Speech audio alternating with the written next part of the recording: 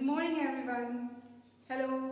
आज का जो टॉपिक है that is based on stoichiometry. Basically problem ये है कि जो स्टोक्योमेट्री वाला टॉपिक है ना, इससे कई लोग डरते हैं। मतलब लोगों को नाम सुन के डर लगने लगता है कि ये बेसिकली स्टोक्योमेट्री है क्या।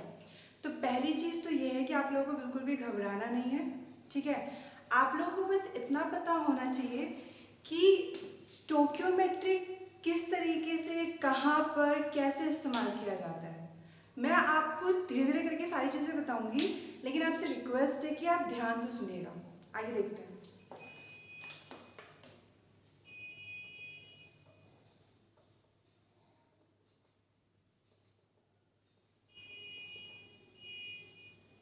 अगर मैं बात करूँ स्टोक्योमेट्री की, तो यहाँ पे जो टर्म है ना स्टोक्यो, इसका मतलब होता है एलिमेंट, और यहाँ पे जो टर्म है मेट्री, इसका मतलब होता है मेजर। बेसिकली आपको क्या करना है, एलिमेंट मेजर करना है। वो भी किस तरीके से, ध्यान से सुनिए।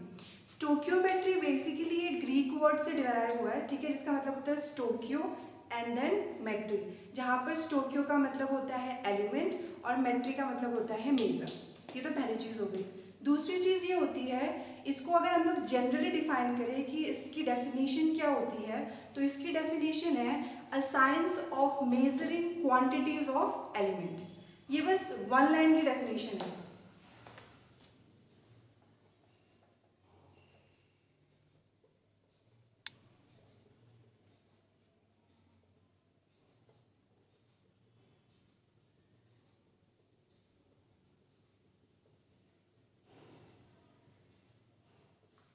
Science of measuring quantities of element. अब दूसरी चीज ये आती है कि मतलब लोग बहुत ज़्यादा कंफ्यूज रहते हैं कि स्टोक्योमेट्रिक स्टोक्योमेट्रिक।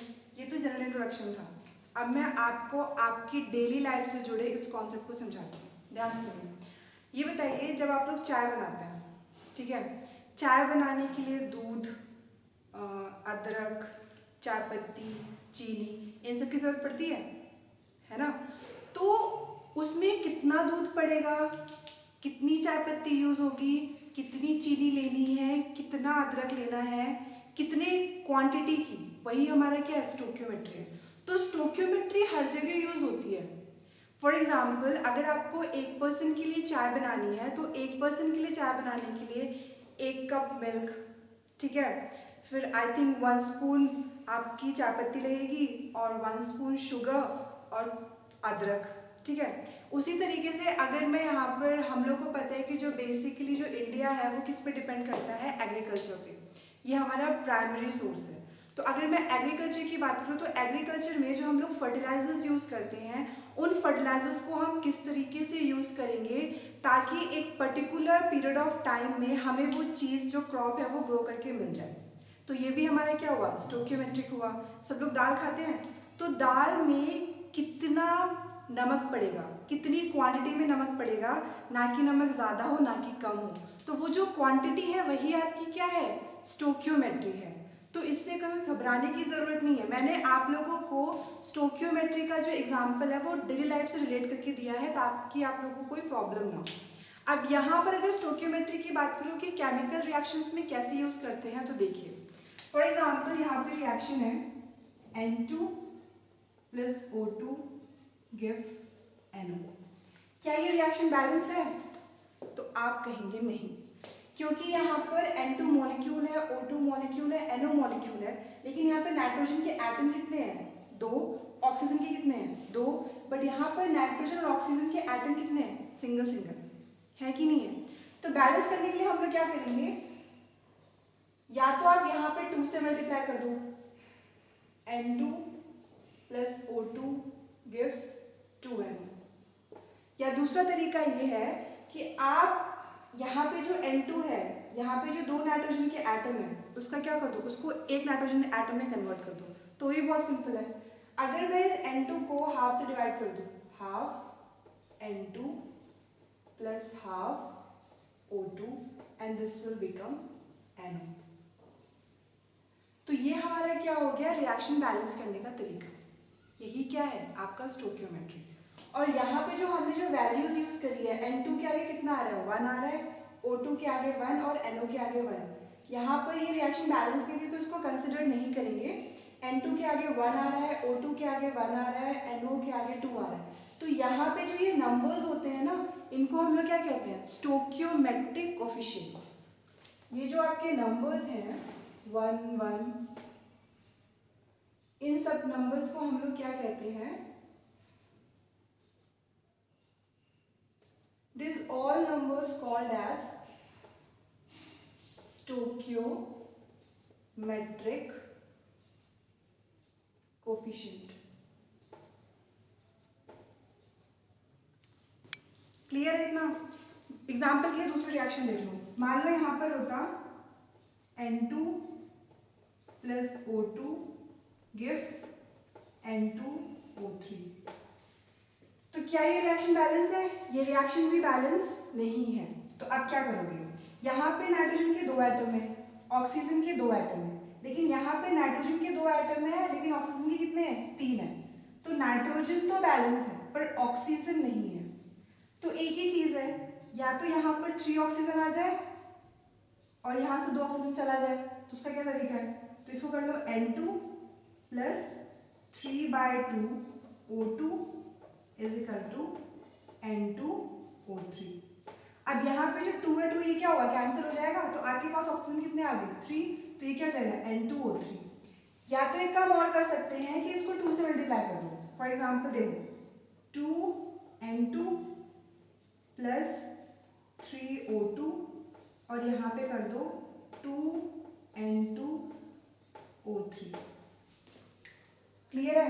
यहाँ पे देखो नाइट्रोजन कितने हो गए, 2 2 4 और यहाँ पर 3 2 6।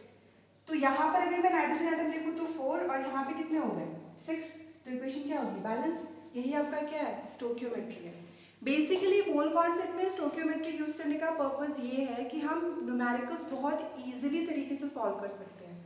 क्योंकि अगर मैं बात करूँ कॉम्पिटिटिव एग्जाम की, तो हमारे पास इतना टाइम नहीं होता है कि हम मतलब कैलकुलेशन करें। तो हम फर्दर कैलकुलेशन को कैसे शॉर्ट कर सकते हैं, कैसे हमारा रिजल्ट आसानी से आ सकता है, उसके लिए ये चीज़ बहुत इंपॉर्टेंट है। ठीक है। दूसरी चीज़ ये है कि मैंने जो आपकी NCERT है उसमें जो सोल्यूशन दे रखा है स्टोक्योमेट्री पे, उस पे बच्चों को बहुत प्रॉब्लम होती है। उस प्रॉब्लम को कैसे दूर करना है सुनिए।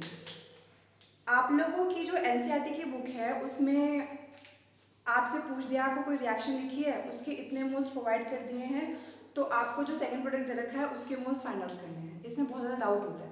मैं आपको सीधा सीधा एग्जांपल देके बता रही हूँ ताकि आपको NCERT का जो क्वेश्चन है वो किस तरीके से सॉल्व किया गया है वो भी समझ में आ जाएगा। और 11 के बच्चों के लिए फ़ायदा होगा जिनका अभी सिलेबस स्टार्ट नहीं हुआ है कोरोना की वजह से, वो भी आसानी से समझ लेंगे। सुनिए ध्यान से। मान लीजिए आपके पास 2 ब्रेड है,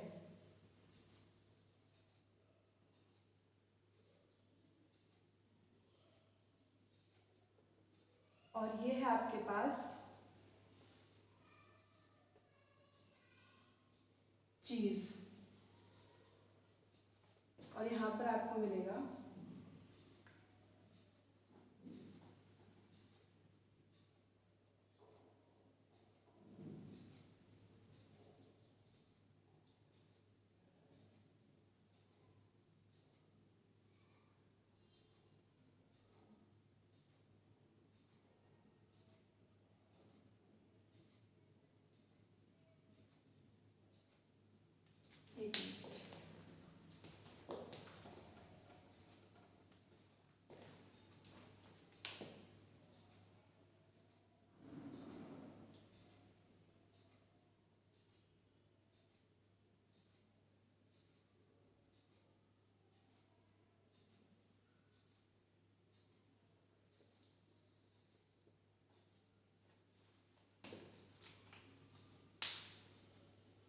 फॉर एग्जाम्पल यहाँ पर, या मैं इसको दूसरे तरीके से बता देती हूँ, मेरा डायग्राम बहुत बेकार बन रहा है। देखो थोड़ी सी प्रॉब्लम हो रही है।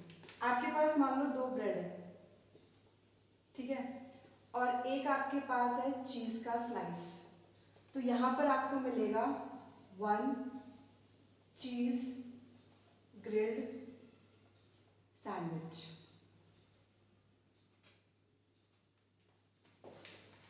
इतना क्लियर है?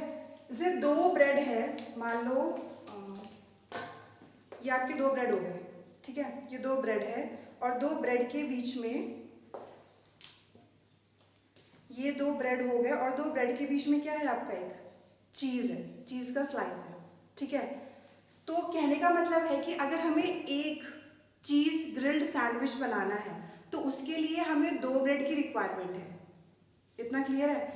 अगर हमें एक चीज ग्रिल्ड सैंडविच बनाना है तो उसके लिए हमें दो ब्रेड की रिक्वायरमेंट है।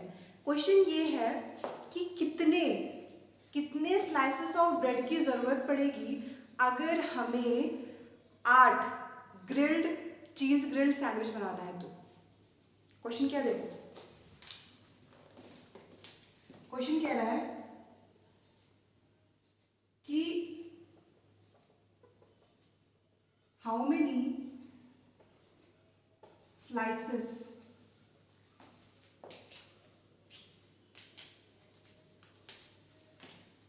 of bread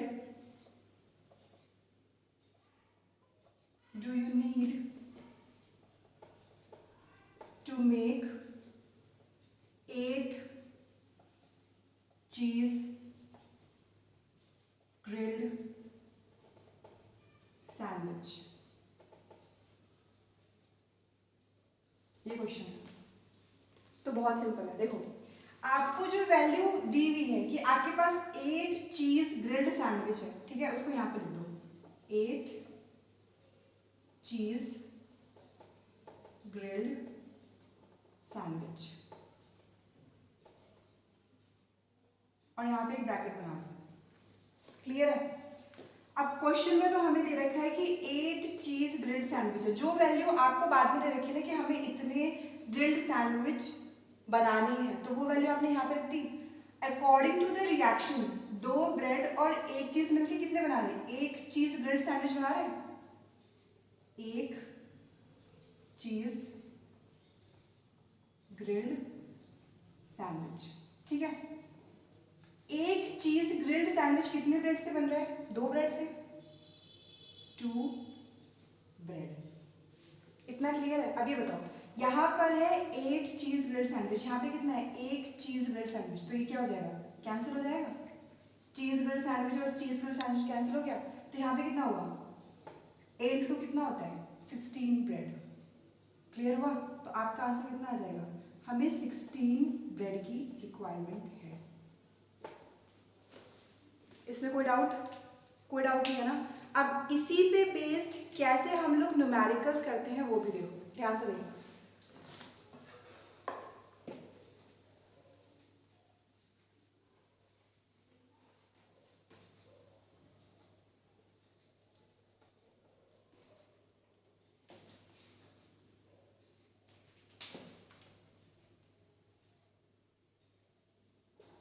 फॉर एग्जाम्पल आपके पास एक रिएक्शन है, N2 plus 3H2 gives 2NH3।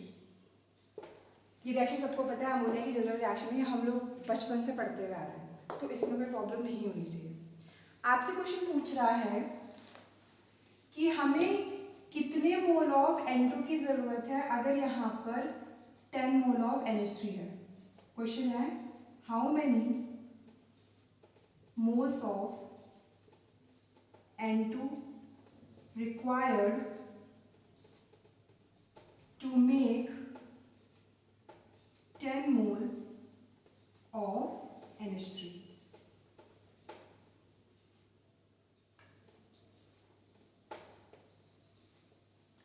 Clear है इतना? अब देखो करना क्या है, जैसे मैंने इसमें समझाया ना वो सेम चीज इसमें भी करनी है। बाद में क्या दे रखा है, 10 मोल ऑफ NH3, यही तो गिवन है। तो ये जो 10 मोल ऑफ NH3 है ना, इसको एज इट इज यहाँ पे लिख दो, 10 मोल ऑफ NH3। क्लियर? अब यहाँ पे क्या करो, ब्रैकेट बनाओ। अब इक्वेशन के अकॉर्डिंग इक्वेशन हमारी बैलेंस है, N2 के 2 एटम, यहाँ पे भी N2 के 2 एटम, यहाँ पर हाइड्रोजन के 6 एटम और यहाँ पे भी हाइड्रोजन के 6 एटम, ठीक है। अब N2 प्लस 3H2 मिलकर कितने मोल्स बना रहे हैं, 2NH3। तो उसमें N2 का कितना रोल है, 1 ही तो है कि नहीं है? तो मैं यहाँ पे NH3 कितना आ रहा है, 2, तो मैं यहाँ लिख सकती हूँ 2 मोल ऑफ NH3। क्लियर है? यहाँ पर N2 कितने हैं? N2 कितना है? 1 है, तो हो जाएगा 1 मोल ऑफ N2। अब मोल ऑफ NH3 कैंसिल हो गया, ये कितना जाएगा? 2 × 5 टाइम्स, तो हमारा आंसर क्या जाएगा? 5 मोल ऑफ N2। ये क्या आपका हो जाएगा आंसर। क्वेश्चंस ऐसे ही आपकी NCERT बुक में दे रखे हैं, जिससे बच्चे देख के डर जाते हैं, पता नहीं क्या दे रखा है। ये मेरा समझाने का तरीका था और उम्मीद है कि आपको समझ में भी आ गया होगा। अगर ये हो गया होगा तो आगे क्वेश्चन करें। चलिए देखते हैं।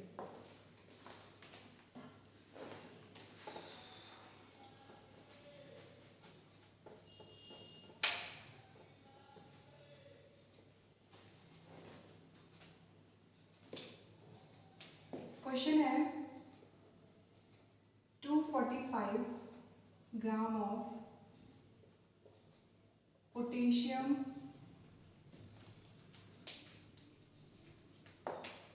Chloride if heated, then find out the total weight of O2। इससे पहले मैं आपको एक चीज बताना चाहती हूँ, इस क्वेश्चन को किस तरीके से करना है और आपको कौन सा कॉन्सेप्ट याद रखना है। देखो,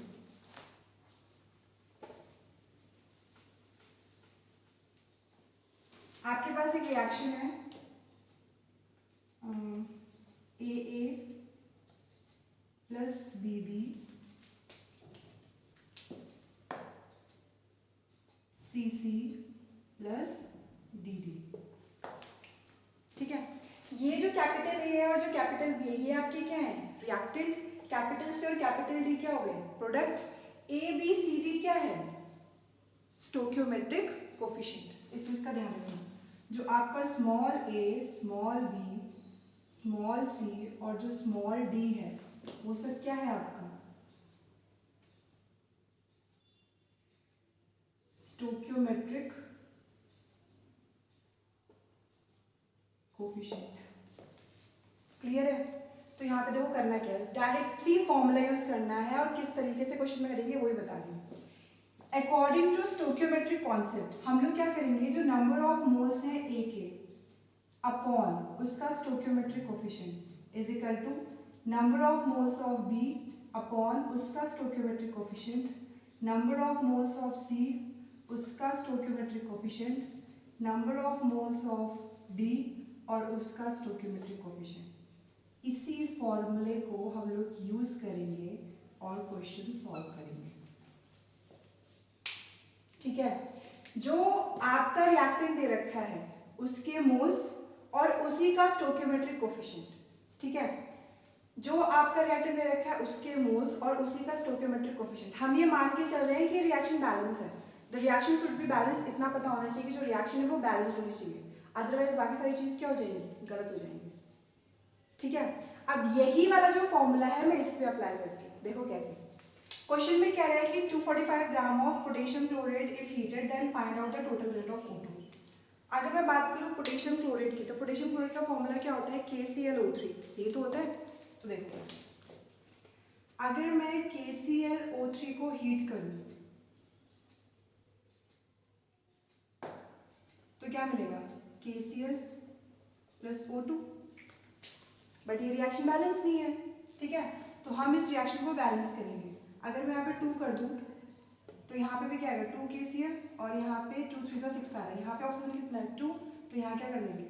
3। ये रिएक्शन हमारी बैलेंस हो गई।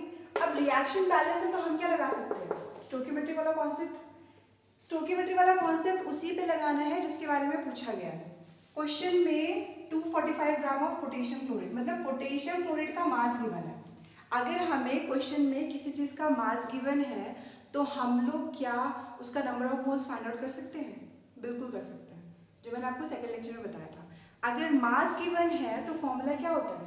गिवन मास अपॉन मॉलिक्यूलर मास, यही तो होता है। तो पहले फॉर्मूले में पुट करने के लिए हमें पोटेशियम क्लोराइड का क्या निकालना पड़ेगा, मॉलिक्यूलर मास। तो KClO3 पोटेशियम का कितना होता है 39 और क्लोरीन का 35.5, ऑक्सीजन का 16 इंटू 3 दैट विल बी 48, तो ये आएगा 122.5। इसका क्या आ गया, मॉलिक्यूलर मास आ गया। अब देखो फॉर्मूले में कैसे यूज करेंगे, नंबर ऑफ मोल्स ऑफ निकालेंगे KClO3, इसका फॉर्मूला होगा गिवन मास अपॉन मॉलिक्यूलर मास, क्योंकि क्वेश्चन में क्या गिवन है, मास गिवन है। तो गिवन मास कितना हो गया 245 और ये हो गया 122.5। अगर मैं इसको कैंसिल करूं तो 122.5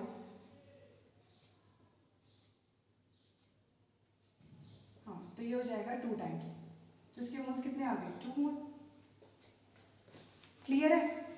अब क्वेश्चन में इसके नंबर ऑफ मोल्स निकल गए, पूछा किसका है, O2 का पूछा है, तो मैं इन दोनों को इक्वेट कर दूं, मतलब number of moles of KClO3, इसका स्टोइकियोमेट्रिक कोएफिशिएंट कितना आ रहा है 2 is equal to number of moles of O2, इसका स्टोइकियोमेट्रिक कोएफिशिएंट कितना आ रहा है 3। इतना क्लियर है, इसमें तो कोई डाउट नहीं। अब यहाँ पे जो number of moles of KClO3 कितना आ रहा है 2, तो ये हो जाएगा 2/2 and this will become number of moles of O2 upon 3। तो यहाँ पे number of moles of O2 कितने आ गए, ये तो कैंसिल हो गया, इधर चला जाएगा, तो O2 के मोल्स आ गए 3।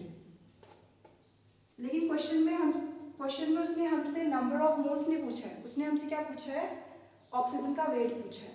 तो अब इसको कैसे करेंगे, यहाँ पर इसके मोल्स निकल कर आ गए, दैट इज 3 मोल। हमें ये पता है कि जो नंबर ऑफ मोल्स होता है वो क्या होता है, given mass upon molecular mass, ठीक है। तो ये हो जाएगा number of moles of O2 is equal to given mass upon molecular mass. Is that clear. अब इसके मोल्स कितने आ रहे हैं 3 और इसका गिवन मास हमें निकालना है O2 का। ऑक्सीजन की अगर बात करूं तो O2 का मॉलिक्यूलर मास कितना हो जाएगा, एक का होता है 16 इंटू 2 कितना हो जाएगा 32 ग्राम। तो यहाँ 32 लिख दो। तो यहाँ पे जो मास निकल कर आएगा, जो वेट निकल कर आएगा 32 इंटू 3 दैट विल बी 96 ग्राम। होगा आपका आंसर। बहुत सिंपल है, इसमें कोई प्रॉब्लम नहीं है, सीधे सीधे चीजें करनी है, वैसे आपको कैलकुलेट करना है। क्लियर हुआ, चलो इसे नोट करो, उसके बाद आगे बढ़ते हैं।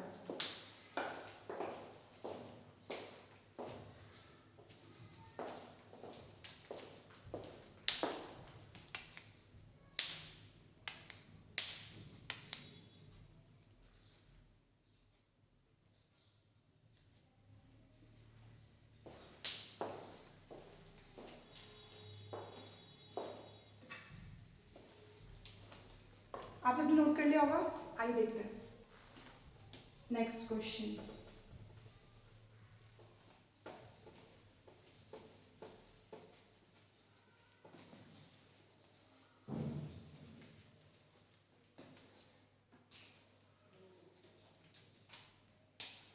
क्वेश्चन है 8 gram of natural gas is completely combusted in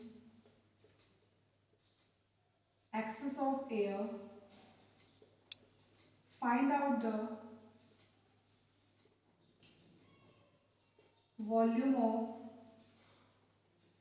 CO2 at STP. This is the question. पहली चीज नेचुरल गैस क्या होती है, दूसरी चीज कंबशन क्या होता है, ठीक है, तीसरी चीज हमें CO2 का वॉल्यूम निकालना है। मैंने जो सेकेंड लेक्चर पढ़ाया है ना, उसमें ये सारी चीजें समझाई हैं, नंबर ऑफ मोल्स कैसे और कब निकालेंगे, किस तरीके से। और जिसने नहीं पढ़ा आई डोंट नो। देखो यहाँ पर जो नेचुरल गैस का मतलब होता है मीथेन गैस, ये आपको पता होना चाहिए। दूसरी चीज, जब मैं बात कर रही हूँ completely combusted in excess of air, completely combusted in excess of air का मतलब होता है कि आपके पास जो पर्टिकुलर गैस है उसका रिएक्शन ऑक्सीजन के साथ हो रहा है, ठीक है, एयर की प्रेजेंस में, मतलब ऑक्सीजन की प्रेजेंस में, तो हम लोग क्या करेंगे CH4 plus O2, CH4 plus O2। दूसरी चीज होगी। तीसरी चीज, आप लोग ये चीज हाइड्रोकार्बन में पढ़ेंगे कि जब भी किसी हाइड्रोकार्बन की रिएक्शन ऑक्सीजन के साथ होती है तो आपको जो प्रोडक्ट मिलता है वो हमेशा किसमें मिलता है, CO2 और वाटर के फॉर्म में। ये यूनिवर्सली प्रूव्ड है, ठीक है। अगर आपके पास कोई हाइड्रोकार्बन है उसकी रिएक्शन ऑक्सीजन के साथ हो रही है तो आपको क्या मिलेगा, CO2 प्लस H2। देखिए तो यहाँ पे मिल जाएगा CO2 प्लस H2। बट क्या ये रिएक्शन बैलेंस है, तो आप कहोगे नहीं। अब यहाँ पर 2 ऑक्सीजन है, यहाँ पे कितने हैं, 3, ठीक है। तो अगर मैं यहाँ पे 2 कर दूँ तो 2 × 2 कितना हो गया 4, और यहाँ पे 2 कर दूँ तो यहाँ पे भी कितना हो गया 4। हाइड्रोजन की बात करें तो हाइड्रोजन में कितना हो गया 4, और कार्बन तो एक ही है। इतना क्लियर है। अब देखो क्वेश्चन में कह रहा है 8 ग्राम ऑफ नेचुरल गैस, मतलब जो आपके पास मीथेन है उसका मास गिवन है, तो मतलब हम लोग पहले क्या निकालेंगे, नंबर ऑफ मोल्स। पहली चीज तो ये है कि CH4 का मॉलिक्यूलर मास कितना होता है, तो वो हो जाएगा 12 प्लस 1 × 4 दैट इज 16 ग्राम। तो इसका नंबर ऑफ मोल्स निकाल लेंगे। नंबर ऑफ मोल्स का फॉर्मूला क्या होता है, गिवन मास अपॉन मॉलिक्यूलर मास। गिवन मास कितना दे रखा है 8, मॉलिक्यूलर मास कितना है 16, तो इसके मोल्स कितने आ गए 1/2। अब स्टोइकियोमेट्री लगा दें क्योंकि हमारे पास बैलेंस्ड इक्वेशन है और हमें क्या निकालना है, CO2 का वॉल्यूम निकालना है। अब ध्यान से देखना, तो number of moles of CH4, इसका स्टोइकियोमेट्रिक कोएफिशिएंट कितना है 1 is equal to number of moles of CO2, इसका स्टोइकियोमेट्रिक कोएफिशिएंट कितना है 1। अब यहाँ पे CH4 के मोल्स कितने आ रहे हैं 1/2, तो इसको उठा के पुट कर दो 1/2 मोल। ये नंबर ऑफ मोल्स किसके हो जाएंगे, CO2 के, है ना, ये तो होगा। इतना क्लियर हो गया। लेकिन क्वेश्चन में उसने हमसे पूछे कि वॉल्यूम निकालना है। अब CO2 हमारी क्या है, गैस है। STP पे मैंने आप लोग को पिछले लेक्चर में बताया था कि STP कंडीशन पे जो वॉल्यूम के टर्म्स में जो फॉर्मूला यूज होता है वो क्या होता है, number of moles is equal to volume in litre upon 22.4 litre. बताया था ना नेक्स्ट लेक्चर में, इससे पहले वाले लेक्चर में। तो फॉर्मूला क्या होगा, number of moles volume in litre upon 22.4 litre. अब इसने वॉल्यूम पूछा है तो यहाँ पे जो CO2 के नंबर ऑफ मोल्स है वो कितने आ रहे हैं 1/2, इसको यहाँ पुट कर दो, ये हो जाएगा 22.4, तो जो वॉल्यूम होगा वो कितना आ जाएगा 11.2 litre. So the volume of CO2 is equal to 11.2 litre. Clear है, इसमें कोई डाउट है नहीं ना, नोट करो।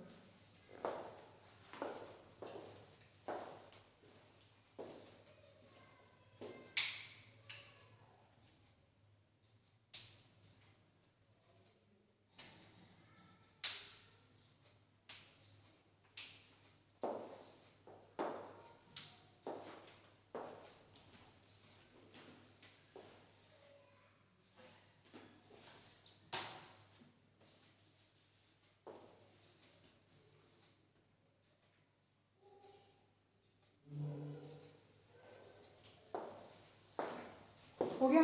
अभी क्लास क्वेश्चन करते हैं, देखिए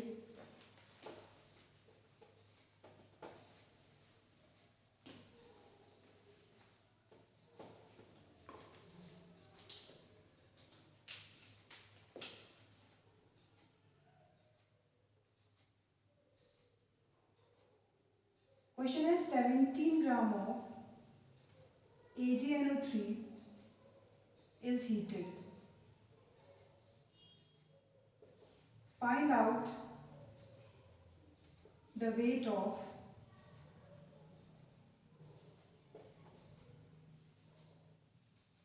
residue. अगर यहाँ पर अगर मैं AgNO3 को हीट करूं तो रिएक्शन क्या होगी? Ag plus NO2 plus half O2, ये तो होगी, हाँ है ना। अब ये तुम्हारा क्या है? सॉलिड, ये क्या है? गैस, और ये भी क्या है? गैस। तो रेसिड्यू का मतलब क्या होता है? रेसिड्यू का मतलब होता है कि जो चीज बच गई है, तो Ag तो बचा है और कुछ तो बचा नहीं है, बचा है क्या है? Ag तो बचा है ना। तो हमें इसका वेट निकालना है किसके टर्म्स में? इसके टर्म्स में। अब अगर मैं रिएक्शन देखूं तो पहले जो हमें देखना है वो ये कि रिएक्शन बैलेंस है कि नहीं।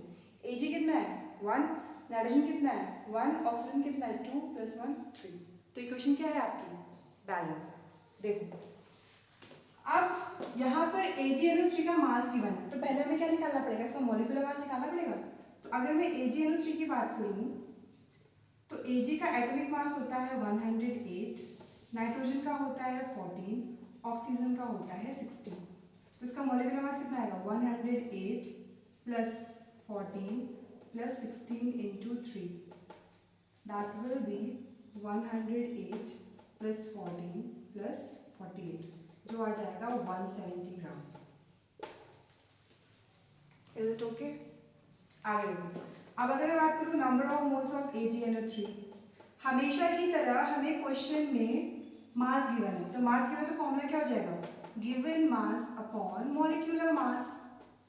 तो हमारा गिवन मास कितना है? 17, मॉलिक्यूलर मास कितना है? 170, तो इसके मोल्स कितने आ जाएंगे? 1/10 मोल। क्लियर है? तो ये तो हमारे नंबर ऑफ मोल्स है किसके? AgNO3 के। नेक्स्ट चीज ये आती है कि हमें रेसिड्यू निकालना है। अब रेसिड्यू कैसे निकालेंगे? मतलब Ag का, तो फॉर्मूला लगा दो, स्टोइकियोमेट्री वाला concept. Number of moles of AgNO3 upon 1, क्योंकि इसका स्टोइकियोमेट्रिक कोएफिशिएंट कितना है? 1 है। Number of moles of Ag upon 1, इसके मोल्स कितने आ रहे हैं? 1/10 AgNO3 के। तो ये किसके हो जाएगा? Number of moles of Ag। लेकिन उसने हमसे क्या पूछा? उसका मास पूछा है। तो number of moles of Ag का फॉर्मूला क्या हो जाएगा? गिवन मास अपॉन मॉलिक्यूलर मास। अब हमें ये पता है, sorry Ag is an atom, तो हम लोग यहाँ पे कंसीडर करेंगे एटॉमिक मास। ठीक है, Ag का एटॉमिक मास कितना होता है? 108। तो Ag के मोल्स कितने आ रहे हैं? 1/10, और ये हो जाएगा 108। तो 1/10 × 108, तो हमारे पास मास कितना आ जाएगा? 10.8 ग्राम।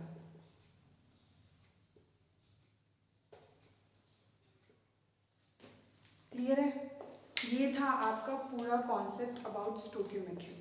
तो इससे कोई डरने वाली बात नहीं है, इसमें न्यूमेरिकल्स बहुत आसानी से होते हैं, और जितने अच्छे तरीके से मैंने आपको बताया है डेली लाइफ के एग्जांपल देके, आई थिंक आपको अब इससे डर नहीं लगेगा और आप आराम से इसको समझ सकते हैं। देखो लास्ट में मैं एक चीज़ और कहना चाहूँगी कि मैं जो भी चीज़ें पढ़ा रही हूँ, ठीक है, तो उसमें आप लोग कंटिन्यू रखिए। बहुत सारे टीचर्स हैं, बहुत सारे फैकल्टीज हैं जो इन सब चीज़ों पे मेहनत कर रहे हैं, ठीक है, क्योंकि आप लोगों का स्कूल और कॉलेजेस ड्यूरिंग लॉकडाउन बंद हो रखा है, कॉम्पिटिटिव एग्जाम कभी भी हो सकते हैं। तो अगर आप ये सोच रहे हैं कि उससे पहले प्रॉपर नोटिफिकेशन आएगा, वो तो बोल देंगे कि विद इन 1 मंथ में हम लोग एग्जाम्स करवाएंगे, और आपके पास अभी जो टाइम बच रहा है अगर आप उसको यूटिलाइज नहीं कर रहे हैं तो इसमें आपका ही नुकसान होगा। चाहे आप मुझसे पढ़ रहे हैं, चाहे किसी अदर फैकल्टी से पढ़ रहे हैं, उससे कोई फर्क नहीं पड़ता, लेकिन एक चीज इंपॉर्टेंट है, वो ये है, दैट इज कंटिन्यूटी। ठीक है, सक्सेसफुल होने के लिए एक बहुत जरूरी चीज है कि to be a good reader. तो उस चीज में आपको कंटिन्यूस रहना चाहिए, अदरवाइज बहुत ज्यादा प्रॉब्लम हो जाएगी।